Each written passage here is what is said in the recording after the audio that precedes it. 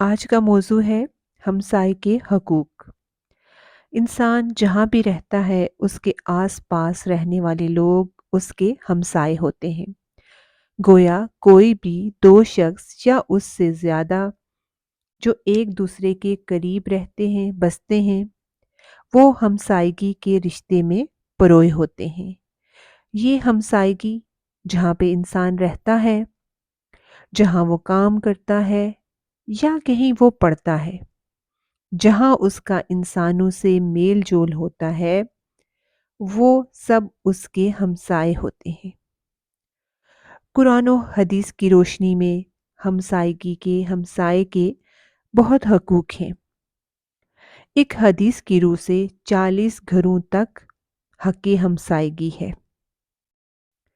سورۃ النساء میں اللہ تعالیٰ فرماتے ہیں، اور پڑوسی رشتہ دار سے اور اجنبی ہمسایہ سے اور پہلو کے ساتھی سے احسان کا معاملہ کرو۔ یعنی اس میں ہمسائے رشتہ دار بھی ہوں یا اجنبی ہمسائے ہوں یا وقتی ہمسائے ہوں، جو بھی آپ کے ہمسائے ہوں ان کے ساتھ آپ نے احسان کا معاملہ کرنا ہے۔ احسان کیسے ہو سکتا ہے؟ ان کے ساتھ اچھا برتاؤ کریں اپنی طرف سے، ان کا خیال رکھنا، ان کی کمی کوتاہیاں معاف کرنا، ان کے ساتھ اچھا سلوک کرنا۔ یاد رکھیں، اللہ کے نزدیک بہترین پڑوسی کون ہے؟ وہ جو اپنے ہمسائے کے ساتھ، جو اپنے پڑوسی کے ساتھ اچھا سلوک کرتا ہے، جو اچھا ہو۔ سیدنا عبداللہ بن عمر سے روایت ہے، رسول اللہ صلی اللہ علیہ وآلہ وسلم نے فرمایا، اللہ کے ہاں ساتھیوں میں بہتر ساتھی وہ ہے جو اپنے ساتھی کے لیے بہتر ہو، اور پڑوسیوں میں بہتر پڑوسی وہ ہے جو اپنی پڑوسی کے حق میں بہتر ہو۔ یعنی بہترین پڑوسی کون ہوا؟ جس کا ہمسایہ پڑوسی اس سے خوش ہو، وہ اس کے حقوق کا خیال رکھنے والا ہو، اس کے ساتھ برا معاملہ نہ کرنے والا ہو۔ اسی طرح سے جو شخص پڑوسی کے ساتھ اچھا سلوک نہیں کرتا وہ مومن بھی نہیں ہے۔ حدیث ہے، آپ صلی اللہ علیہ وآلہ وسلم نے فرمایا، وہ شخص مومن نہیں، وہ شخص مومن نہیں، وہ شخص مومن نہیں۔ آپ نے 3 مرتبہ فرمایا۔ پوچھا کہ کون مومن نہیں؟ تو آپ صلی اللہ علیہ وآلہ وسلم نے کہا، جس کی شرارتوں سے اس کا ہمسایہ محفوظ نہیں۔ یعنی وہ اپنے ہمسائے کے ساتھ برا معاملہ کرتا ہے، ہمسایہ اس سے تنگ ہے تو وہ مومن ہی نہیں، کیونکہ مومن جو ہے وہ اپنے ہاتھ اور زبان سے کسی کو تکلیف نہیں دیتا۔ ہم بھی اپنے معاملات میں ان سب چیزوں کو ساتھ اس کو چیک بھی کریں، کیونکہ ان حدیث اور آیات روشنی میں ہم نے اپنے آپ کو دیکھنا ہے کہ ہم اپنے پڑوسی کے حق میں اور ایک پڑوسی ہونے کے ناطے ہم کیا حقوق ادا کر رہے ہیں، کیا ہم مومن کے کیٹیگری میں آتے ہیں۔ اسی طرح سے سیدنا ابو ہریرہ رضی اللہ تعالیٰ عنہ سے روایت ہے کہ رسول اللہ صلی اللہ علیہ وآلہ وسلم نے فرمایا، وہ شخص جنت میں نہ جائے گا جس کا ہمسایہ اس کے مکر و فریب سے محفوظ نہ ہو۔ تو دیکھیں کہ جنت میں نہ جانے کا سبب کیا بتایا گیا ہے، اپنے پڑوسی کے ساتھ اچھا معاملہ نہ کرنا۔ اکثر ہم ایسا کرتے ہیں کہ ہم دوسرے معاملات پر تو غور کرتے ہیں، عبادات پہ غور کرتے ہیں، صدقات پہ غور کرتے ہیں، اور لوگوں کے ساتھ اچھے معاملات کا غور کرتے ہیں، مگر اس معاملے پر اکثر ہم توجہ نہیں کرتے کہ ہمسائے کے کتنے حقوق ہیں، اور ہماری اس معاملے میں پوچھ بھی ہوگی، اور ہمارا ایمان بھی داؤ پر لگ سکتا ہے، اور ہماری آخرت بھی خراب ہو سکتی ہے۔ پھر اسی طرح ہمسائے کا خیال رکھنا، اس میں یہ بھی ہے، ایک حدیث ہے، سیدنا ابن عباس رضی اللہ تعالیٰ عنہ سے روایت ہے کہ آپ نے نبی صلی اللہ علیہ وآلہ وسلم کو فرماتے سنا، وہ شخص مومن نہیں जो खुद तो पेट भर कर खाए और उसका हमसाया भूखा हो। मोमिन होने के लिए हमसाये का ख्याल रखना आपका ज़रूरी है, लेकिन हम खुद अपना जायज़ा लें कि हम कितना बेखबर होते हैं इस मामले में। और कितने लोगों को तो ये भी नहीं खबर होती कि उनके हमसाये में कौन रह रहा है, वो किन हालात से गुज़र रहा है। कोई बीमार है, कोई परेशान है, तकलीफ़ में है, कोई खा रहा है या नहीं खा रहा है।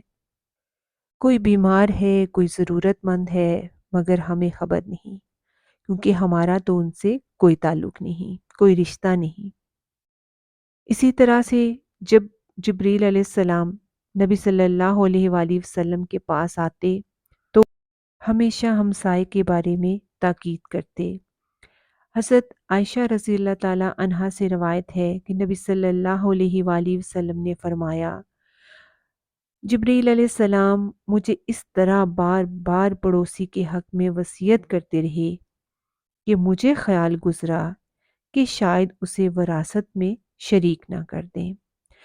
कि जैसे देखें रिश्तेदारों के, बहन भाइयों के जायदाद में आपके हिस्सा होता है, इसी तरह मुझे उनके हकूक़ के बारे में इतना कहा गया, इतनी ताकीद की गई कि मुझे लगा कि रिश्तेदारों की तरह उनका भी जायदाद में कहीं हिस्सा ना हो।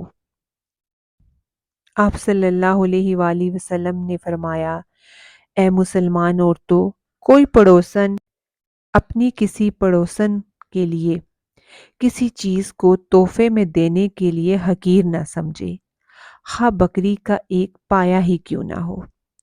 यानी तोहफे को हकीर ना समझें। आप अपनी नेमतों को अपने पड़ोसी के साथ, हमसाये के साथ शेयर करें। कुछ पकाएं तो उन्हें भी दें, अपनी नेमतें उनके साथ भी बांटें और उन्हें ज़रूर भेजें, बेशक वो खाते पीते हों। ये नहीं कि वो सिर्फ भूखे ही हों। उनके लिए तोहफ़े भेजें, उनसे मुलाकात रखें, मेल मुलाकात करें, उनकी खबरगिरी करें, बीमार हों तो इयादत करें, खुशियों में शरीक हों। इसी तरह से सैयदा आयशा रज़ी अल्लाह ताला अन्हा से रवायत है कि उन्होंने बयान किया, या रसूल अल्लाह, मेरे 2 पड़ोसी हैं, तो मुझे किसके यहाँ जो है अपना हदिया भेजना चाहिए? तो आप सल्लल्लाहु अलैहि वसल्लम ने फरमाया, जिसका दरवाज़ा तुमसे करीब हो, यानी जिसका घर आपके घर के करीब हो। तो शहरों में तो हमारे साथ साथ घर की दीवार तक जुड़ी होती है, दरवाजे के साथ दरवाज़ा होता है, लिहाजा दाएं और बाएं जानिब दोनों तरफ के पड़ोसी ही करीबी हैं। कभी किसी एक की तरफ कुछ भेज दें और कभी किसी दूसरे की तरफ। सभी के हकूक़ का ख्याल रखना है, दाएं बाएं। और वही वाली बात कि 40 घरों तक हमारे हमसाए हैं, जितने जितने करीब हैं उनका तो ख्याल रखें। इसी तरह से आप सल्लल्लाहु अलैहि वसल्लम के सामने एक औरत का ज़िक्र किया गया जो बहुत नमाज़ पढ़ती और सदका खैरात करती थी, मगर अपने हमसायों को अज़ियत देती थी। तो लोगों ने उसके अंजाम के बारे में पूछा। आप सल्लल्लाहु अलैहि वसल्लम ने फरमाया, वो जहन्नम में होगी। और दूसरी एक औरत जो आम नमाज रोज़ा करती थी और लेकिन कोई किसी के साथ बुरा हमसाये के साथ नहीं करती थी, दुख ना देती थी, तो आप सल्लल्लाहु अलैहि वसल्लम ने उसके बारे में फरमाया कि वो जन्नती है। तो आखिर में यही कहना चाहूँगी कि हर साहिब ईमान के लिए ज़रूरी है कि वो अपने हमसाये को ईज़ा देने से बचे। आखिरत की कामयाबी के लिए सिर्फ़ इबादत ही काफ़ी नहीं, सिर्फ़ अल्लाह के हकूक़ की अदायगी काफ़ी नहीं, जब तक कि बंदों के हकूक़ को ना पहचाना जाए। और बंदों के हकूक़ में अहम तरीन हक़ ये है कि हम उन्हें अज़ियत और दुख से बचाएं, वरना सारी इबादत ज़ाया हो जाएंगी। अगर हम बंदों के लिए सुख का नहीं दुख का सबब होंगे तो फिर हमारी आखिरत ख़राब हो जाएगी। तो आए हम आज से ही अपने हमसाये के साथ अपने मामलात को देखें, और अगर ہم اس معاملے میں کمی کوتاہی کا شکار ہیں تو اسے دور کریں اور اپنے عمل کو صحیح کریں، اپنی اصلاح کریں، حقوق ہمسائیگی کو ادا کریں اور اللہ تعالیٰ کے ہاں اپنے لیے فلاح پائیں۔ السلام علیکم ورحمۃ اللہ وبرکاتہ۔